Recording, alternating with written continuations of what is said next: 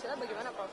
Iya, ini dari apa yang berkembang dari permohonan yang kami baca sekarang ini, walaupun itu bukan merupakan satu salinan resmi dari permohonan yang sampai ke Mahkamah Konstitusi, kami dapat menyimak bahwa salah satu pemohon menghendaki supaya Pak Prabowo dan Pak Gibran itu didiskualifikasi dan kemudian dilakukan pemilihan ulang presiden hanya diikuti oleh dua pasangan, yaitu oleh Pak Ganjar dan Pak Mahfud dan Pak Anies Pak Muhaimin. Sementara Pak Prabowo dan Pak Gibrannya tidak boleh ikut. Yang kedua menghendaki supaya Pak Gibrannya aja yang didiskualifikasi, tapi Pak Prabowo-nya dipersilahkan untuk mencari pasangan baru. Lalu kemudian diadakan pilpres ulang 3 pasangan calon seperti yang telah terjadi belum lama ini.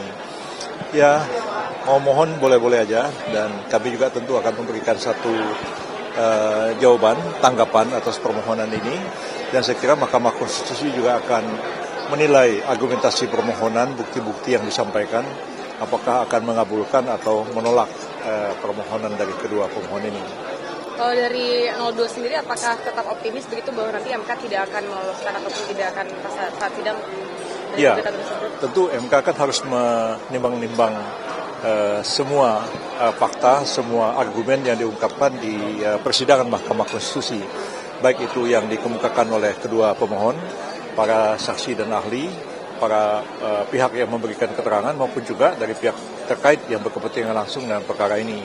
Dan sementara ini sih kami berkeyakinan bahwa apa yang dimohon itu sulit sekali untuk dikabulkan oleh Mahkamah Konstitusi, ya.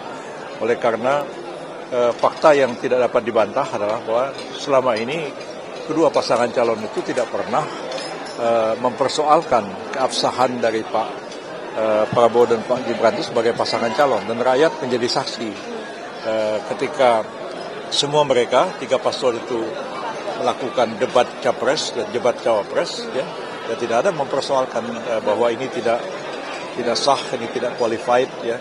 Tapi sesudah kalah lalu kemudian minta dikualifikasi. Jadi orang melihat ini sebagai satu sikap yang inkonsisten.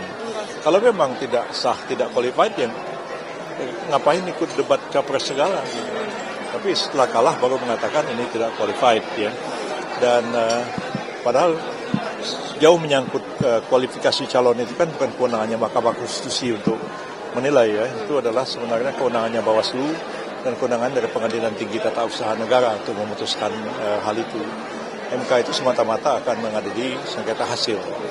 Bahwa diambil contoh-contoh beberapa dari pilkada, jadi mana pernah MK itu mendiskualifikasi calon dalam pilkada, kita memang mengatakan ya itu terjadi, tapi sesuatu yang sebenarnya sangat extraordinary, satu yang luar biasa. Seperti contohnya misalnya kasus Bovendigul, ya, yang pada waktu itu sudah diputuskan oleh Bawaslu salah satu pasangan tidak boleh maju karena masih memenuhi syarat, sebab masih belum 5 tahun, ya, menjalani bebas dari menjalani tindak pidana. Tapi KPU-nya jalan terus, bahkan ada putusan pengadilan tinggi jalan terus KPU-nya. Nah, sampai ke MK kemudian mengambil keputusan mendiskualifikasi calon yang bersangkutan. Jadi itu sebenarnya sesuatu keadaan yang luar biasa. Ternyata tidak terjadi pada Pak Gibran sepanjang pencalonan beliau sebagai calon wakil presiden.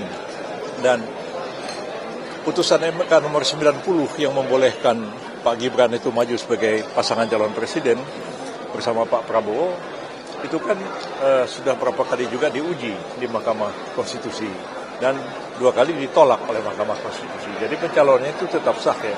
Karena itu saya mengatakan permohonan ini kalau memang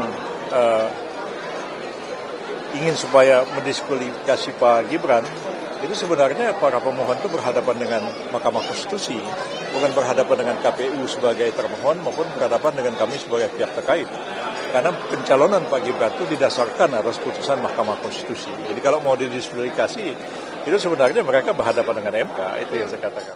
Download Tribun X sekarang, menghadirkan lokal menjadi Indonesia.